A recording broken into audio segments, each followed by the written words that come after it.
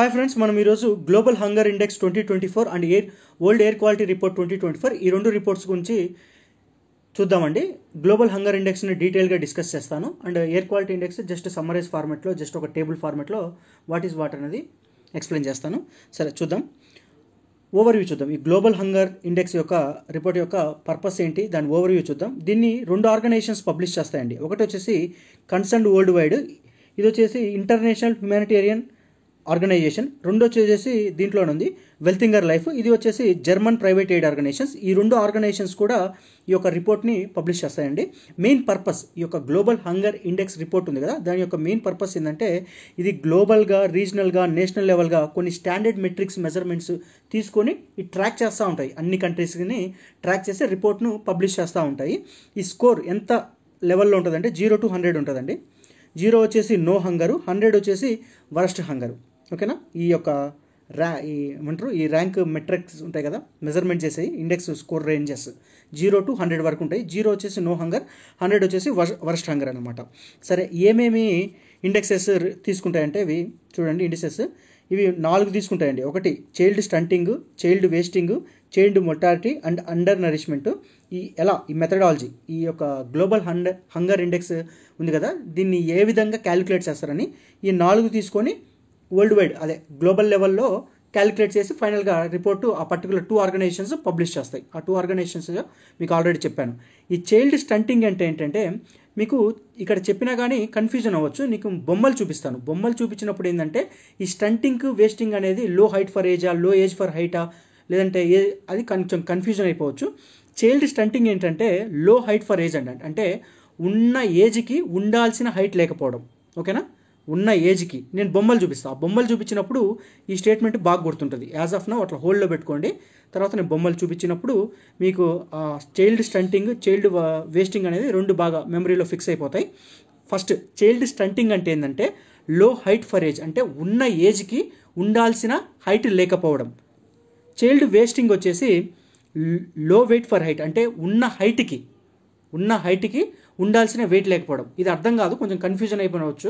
ఎందుకంటే ఇప్పుడు చదివినప్పుడు బాగానే ఉండిద్ది, తర్వాత మనం ఆప్షన్స్ చూసినప్పుడు కన్ఫ్యూజన్ అయిపోద్ది. ఓకేనా, నేను చూపిస్తాను. చైల్డ్ మొర్టాలిటీ అంటే death rate of children before their 5th birthday, అంటే 5 సంవత్సరాల లోపల పుట్టిన పిల్లోడు చనిపోయే దాన్ని చైల్డ్ మొర్టాలిటీ అంటారు. అండర్ నరిష్మెంట్ అంటే మనకు తెలుసు, సరిగా తీసుకోకపోవడం, ఇన్సఫిషియెంట్ క్యాలరీ ఇంటేక్. సో ఈ 4 కూడా తీసుకుంటారు అనమాట మెథడాలజీ క్యాలిక్యులేట్ చేసేటప్పుడు. ఏమేమిటి? Child stunting, child wasting, child mortality and undernourishment. ఓకేనా, సరే, డేటాని ఎక్కడి నుంచి కలెక్ట్ చేస్తారు, ఏ సోర్సెస్ నుంచి కలెక్ట్ చేస్తారంటే గ్లోబల్ ఆర్గనైజేషన్స్, కొన్ని గ్లోబల్ ఆర్గనైజేషన్స్ ఉన్నాయండి. ఆ గ్లోబల్ ఆర్గనైజేషన్స్ డేటా కలెక్ట్ చేసి ఇస్తాయి. వాటికి మెయిన్ ఏవైతే పబ్లిష్ చేస్తారో వాటికి, ఎవరికి? UNICEF, who, world bank, FAO, ఇవన్నీ కూడా స్టాండర్డైజ్డ్ డేటా తీసుకొని ఆ డేటాను కలెక్ట్ చేస్తాయి. ఇది ఒకటి. రెండోది వచ్చేసి ఇండియా వైజ్ ఎవరు డేటా కలెక్ట్ చేస్తారు ఈ గ్లోబల్ హంగర్ ఇండెక్స్కి సంబంధించినంటే శాంపిల్ రిజిస్ట్రేషన్ సిస్టమ్ అని ఉంటుందండి. ఎక్కడిది? Ministry of statistics and programme implementation, దాంట్లో ఒక భాగము ఇది డేటా కలెక్ట్ చేసిద్ది మన ఇండియా తరపున. గ్లోబల్ ఆర్గనైజేషన్స్ వచ్చేసి చెప్పే కదా, UNICEF, WHO, world bank, FAO, ఇవి డేటా కలెక్ట్ చేస్తాయి. ఇండియా స్పెసిఫిక్గా వచ్చేసి SRS, శాంపుల్ రిజిస్ట్రేషన్ సిస్టమ్, ఇది వచ్చేసి ministry of statistics and programme implementation దాంట్లో ఉంది. అండ్ అడిషనల్గా ఇంకా ఎక్కడి నుంచి ఇండియా సోర్సెస్ కలెక్ట్ చేసిద్దంటే reports from the ministry of women and child development and Niti Aayog, ఇవన్నీ కూడా కాంప్లిమెంట్ చేస్తాయి. ఆల్రెడీ ఇండియా ఇక్కడ నుంచి తీసుకుంటుంది కదా, ఈ రిపోర్ట్స్ కూడా వీటిని కాంప్లిమెంట్ చేసి టోటల్గా డేటాను గ్యాదర్ చేసి పంపించేస్తూ ఉంటాయి అన్నమాట. నెక్స్ట్ వచ్చేసి మన ఇండియా ర్యాంక్ ఎంత, ఇది ఇంపార్టెంట్ మనకు. 105, ఎన్ని కంట్రీస్లో? 125. 105 సమ్ యాడ్ చేస్తే 6, అంటే 3 మల్టిపుల్ 127, ఇది 3 క్యూబ్. ఓకే, రఫ్గా అట్లా, అంటే కన్ఫ్యూజన్ అవ్వకుండా చిన్నగా అట్లా. నెక్స్ట్ మనది స్కోర్ వచ్చేసి 27.3, 97312, అంటే ఇది కూడా 3తోనే, అన్ని 3తో రిలేటెడ్ ఉన్నాయి. అట్లీస్ట్ ఒకవేళ ఆన్సర్ స్ట్రైక్ కాకపోయినా 3తో ఉండాలి అనేది యాడ్ చేస్తే మీకు కొంచెం ఐడియా ఉంటే ఆప్షన్ అన్న ఎలిమినేట్ చేయొచ్చు. ఏం చెప్పా? 105 ర్యాంక్ ఉందండి, యాడ్ చేస్తే మొత్తం 6 వస్తుంది, అంటే 3 మల్టిపుల్. అండ్ 27.3 ఉంది, 9 + 3 12, ఇది కూడా 3 మల్టిపుల్. అండ్ ఇంకొకటి ఏం చెప్పా, ఇక్కడ టోటల్ 127 ర్యాంక్స్ ఉంది. వాడు అన్నీ 127, 125, 123 అట్లానే ఇస్తారు కదా, 1 తీసేయండి. ఇది కూడా 3 క్యూబ్, అన్ని మల్టిపుల్ ఉన్నాయి. టోటల్గా 43 కంట్రీస్ సిమిలర్గా ఉన్నాయన్నమాట. అంటే మన ఇండియాతో పాటు ఇంకొక 42 కంట్రీలు కూడా సేమ్ మనం ఏ పొజిషన్లో ఉన్నామో ఆ పొజిషన్లోనే ఉన్నాయని ఆ రిపోర్ట్ చెప్తుందన్నమాట. ఓకేనా. మన ఇండియాలో high child wasting and stunting rates ఉన్నాయంట, అండ్ మెటర్నల్ మాల్న్యూట్రిషన్ కూడా. ఇవి మేజర్ కారణాలు మంది సీరియస్ కేటగిరీలోకి తీసుకురావడానికి. ఈ రిపోర్ట్లో ఇండియా 27.3 సీరియస్ హంగర్ కేటగిరీలోకి తీసుకురావడానికి మేజర్ కారణాలు ఏంటి అంటే high child wasting, stunting rates and maternal malnutritions అని రిపోర్ట్ చెప్తుంది. నెక్స్ట్ వచ్చేసి మనకు ఎలాగో హంగర్కి సంబంధించింది వచ్చింది కదా, వరల్డ్ ఫుడ్ డే ఎప్పుడు జరిగిద్దండి? October 16th జరిగింది. ఓకేనా. October 16th మనకు వరల్డ్ ఫుడ్ డే జరిగిద్ది. ఈ యొక్క థీమ్ వచ్చేసి right to food for a better life and a better future. Better life better future అంతే, రైట్ టు అని గుర్తుపెట్టుకోండి. బెటర్ లైఫ్ బెటర్ ఫ్యూచర్ అంతే కదా. బెటర్ ఫ్యూచర్ ఉంటేనే బెటర్ లైఫ్ ఉంటుంది, దానికి మంచిగా ఫుడ్ తినాలి. నెక్స్ట్ గ్లోబల్ ఇంపాక్ట్ వచ్చేసి ఏమంటున్నాడు, coordinates international efforts to implement sustainable solutions to hunger challenges. ఈ పర్టికులర్ హంగర్ ఛాలెంజెస్ సంబంధించి కొన్ని సస్టైనబుల్ సొల్యూషన్స్ అయినా చూసుకోవాలని చెప్తుంది. నెక్స్ట్ వచ్చి ఫైనల్గా అంతే రిపోర్ట్ ఫైనల్ సమ్మరైజ్ చేస్తున్నా. ఎవరో పబ్లిషింగ్ ఆర్గనైజేషన్స్ వచ్చేసి Concern worldwide Welthungerhilfe index purpose వచ్చేసి గ్లోబల్గా, రీజనల్గా అండ్ నేషనల్గా హంగర్ లెవెల్స్ని ట్రాక్ చేయడం. తర్వాత కీ ఇండికేటర్స్ ఏమేంటి, under nourishment, child stunting, wasting, mortality. మన ఇండియా ర్యాంక్ వచ్చేసి 105 అవుట్ ఆఫ్ 127 కంట్రీస్. మన సీరియస్ కేటగిరీలో ఉంది. స్కోర్ వచ్చేసి 27.3. మేజర్ కన్సర్న్స్ వచ్చేసి child wasting, stunting, malnutrition. మనతో పాటు సిమిలర్గా ఉన్న countries Pakistan, Afghanistan and other 43, అంటే టోటల్గా 43 ఉన్నాయి. మన ఇండియా కాకుండా మిగతా 42 కూడా సేమ్ అదే ఏ కేటగిరీలో మనం ఉన్నామో సీరియస్ కేటగిరీలో అవే ఉన్నాయి. ఓకేనా. అండ్ చూపిస్తాం మీకు ఆ బొమ్మలు అని చెప్పే కదా. ఇది చైల్డ్ స్టంటింగ్ అండి, చైల్డ్ స్టంటింగ్. ఎందుకు ఈ బొమ్మ చెప్పానంటే మీరు ఈ బొమ్మ గుర్తుపెట్టుకోండి. స్టంటింగ్, వేస్టింగ్ కన్ఫ్యూజన్ అవ్వడానికి ఉంటుంది. అంటే ఉన్న ఏజ్కి ఉండాల్సిన హైట్ లేకపోవడం. వీరు అబ్జర్వ్ చేస్తే వీళ్ళందరూ ఏజ్ కూడా చాలా పెద్దగా ఉంటుంది. ఓకేనా. కానీ వీళ్ళ హైట్ తక్కువ ఉంది, అంటే ఉండాల్సిన ఏజ్కి ఉండాల్సిన హైట్ లేకపోవడం. ఓకేనా. Low height for age, low height for age గుర్తుపెట్టుకోండి. ఇది చైల్డ్ స్టంటింగ్కి. Next obviously child wasting. ఇది చైల్డ్ వేస్టింగ్ ఎలా గుర్తుపెట్టుకుంటారు, ఉన్న హైట్కి ఉండాల్సిన వెయిట్ లేకపోవడం, అంటే లో వెయిట్ ఫర్ హైట్. మీరు ఇవి వినేటప్పుడు చదివేటప్పుడు బాగానే ఉంటుందండి, కానీ వెయిట్ ప్లేస్లో హైట్, హైట్ ప్లేస్లో ఏజ్, ఇవి మార్చినప్పుడు అయితే మనం కన్ఫ్యూజన్ అవ్వడానికి ఉంటుంది. ఇక్కడ ఏం చెప్పా, చైల్డ్ స్టంటింగ్ ఇది వచ్చేసి చైల్డ్ వేస్టింగ్ ఒకటి. వీళ్ళు స్టంట్స్ చేస్తూ ఉంటారు. ఆ సినిమాలో మీరు అబ్జర్వ్ చేస్తే బుజ్జి పెళ్ళి కొడుక్కి రాజయోగమురా ఆ సాంగ్ కూడా ఏది ఉంటుంది, ఆ సాంగ్లోది క్లిప్ అనుకుంటా ఇది. సో వీళ్ళు స్టంట్స్ చేస్తుంటారు కాబట్టి చైల్డ్ స్టంటింగ్ అలా రిలేట్ చేసుకోండి. స్టంటింగ్కి వచ్చేసి ఉన్న ఏజ్కి ఉండాల్సిన హైట్ లేకపోవడం, లో height for age. Child wasting వచ్చేసి ఉన్న హైట్కి ఉండాల్సిన వెయిట్ లేకపోవడం, అంటే లో వెయిట్ ఫర్ హైట్. ఓకేనా. ఇవే ఈ అండర్ నరిష్మెంట్, దాని తర్వాత child stunting, child wasting, child mortality.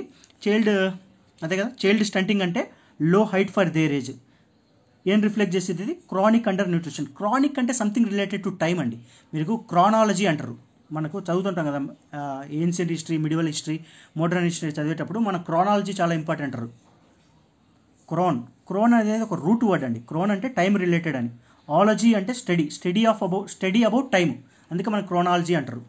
ఇక్కడ క్రానిక్ అంటే సమయంతో పాటు వచ్చే ఏమంటారు, క్రానిక్ అండర్ న్యూట్రిషన్ అంటే సమయంతో వచ్చే న్యూట్రిషన్ అనమాట. ఇప్పుడు క్రానిక్ డిసీజెస్ అంటారు, అంటే ఏజ్ పెరిగే కొద్దీ మనకు వచ్చే డిసీజెస్ అనమాట. క్రానిక్ అంటే సంథింగ్ రిలేటెడ్ టు టైం అని గుర్తుపెట్టుకోండి, అది రూట్ వర్డ్.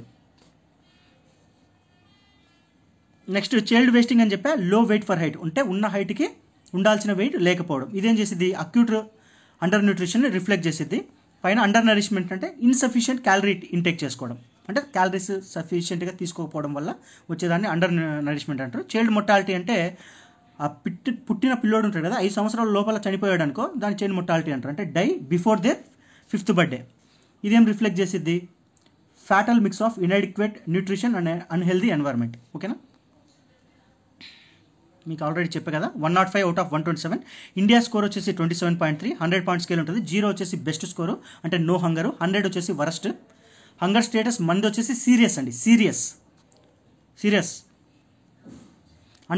ఇవి ఉన్నాయి చూసినా ఈ పర్సంటేజెస్ వాల్యూస్ అంత గుర్తుపెట్టుకోని అవసరం లేదండి. యూపీఎస్సీ లోకల్ లెవెల్ చిన్న చిన్న ఎగ్జామ్స్లో నీకు పర్సంటేజెస్ అంటే పేపర్ డిఫికల్ట్ చేయాలంటే అడుగుతాడేమో కానీ యూపీఎస్సీ అట్లాంటి వాటిలలో ఇలా పర్సంటేజ్ వాటికి వెళ్ళాడు. మ్యాక్సిమం ర్యాంక్ వెళ్తాడు.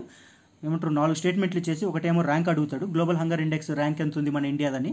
రెండో స్టేట్మెంట్కి వచ్చేసి ఆర్గనైజేషన్స్ ఏ పబ్లిష్ చేస్తున్నాయి కదా వాటిలో మ్యానిపులేట్ చేయడానికి ఉంటుంది. ఇంకా అడిగితే ఎన్ని ఇండికేటర్స్, ఇక్కడ మొత్తం మనకు 4 ఇండికేటర్స్ కదా చూసేది, 3 ఇండికేటర్స్ అంటాడు, 6 ఇండికేటర్స్ అంటాడు, 7 ఇండికేటర్స్ అంటారు. ఇంకొక స్టేట్మెంట్ ఏమన్నా పిక్ చేస్తాడంటే మనతో పాటు పక్కన ఉన్న ఏదో ఒక కంట్రీని తీసుకొని అది కూడా మన కేటగిరీలో ఉంది లేదా అట్లా తప్పు చేసి ఈ 4 స్టేట్మెంట్లలో which of the above is correct అని యూపీఎస్సీ లెవెల్ అడగడానికి ఉంటుంది. ఓకేనా, డిఫరెంట్ అంటే టోటల్ కాన్సెప్ట్స్లో నుంచి ఒకటి ర్యాంక్ నుంచి తీసుకోవడం, ఒకటి ఆర్గనైజేషన్ నుంచి తీసుకోవడం, ఒకటి వచ్చేసి ఇండికేటర్స్ నుంచి తీసుకోవడం, లేదంటే పర్సంటేజ్ వాల్యూస్ తీసుకోవడం. అలా తీసుకొని 4 స్టేట్మెంట్స్ ఫ్రేమ్ చేసేసి how many of the above statements are correct అని, లేదంటే పైన ఇచ్చిన 4 స్టేట్మెంట్స్లో ఏబీ కరెక్టా లేదా బీసీడీ కరెక్టా అట్లా ఫ్రేమ్ చేస్తూ ఉంటాడు యూపీఎస్సీలో. ఓకేనా, కంపారిజన్ మనతో ఇంతకుముందు ఏం చెప్పాము, ఇండియా కదా, ఇక్కడ పాకిస్తాను, ఆఫ్ఘనిస్తాను అండ్ సోమాలియా ఈ లెఫ్ట్ సైడ్ ఇవి వచ్చేసి మన కేటగిరీలోనే ఉన్నాయి. అంటే మనం సీరియస్లో ఉన్నాం కదా, వాళ్ళు కూడా ఆల్రెడీ ఉన్నారు. రైట్ సైడ్ ఏముంటాయి చూడండి, బంగ్లాదేశ్, నేపాల్, శ్రీలంక. బంగ్లాదేశ్, నేపాల్, శ్రీలంక ఇవి ఉన్నాయి చూసినా, ఇవి మనకంటే బెటర్గా ఉన్నాయంట. లెఫ్ట్ సైడ్ ఉన్నాయి చూసినా, పాకిస్తాన్, ఆఫ్ఘనిస్తాన్ ఇవి మన కేటగిరీలో ఉన్నాయి. ఈ రైట్ సైడ్ ఉన్నాయి చూసినా, ఈ రైట్ సైడ్ వచ్చేసి మనకంటే బెటర్గా ఉన్నాయి. అవి వచ్చేసి మోడరేట్ కేటగిరీ, మనం సీరియస్ కేటగిరీ. ఓకేనా,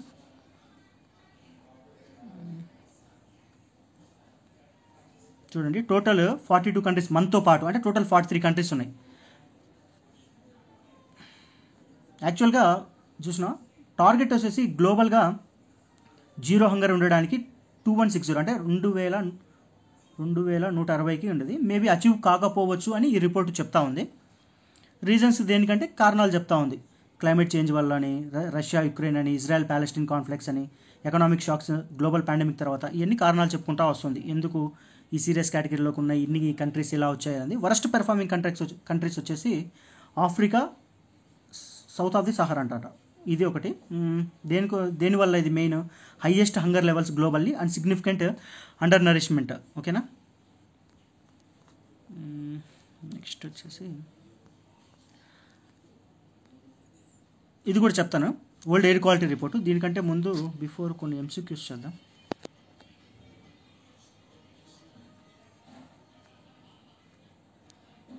చూడండి, ద స్కోర్ 1 లైనర్ ఫార్మాట్ అండి, ఎందుకంటే డేటా గుర్తుపెట్టుకోవడానికి 1 లైనర్ ఫార్మాట్.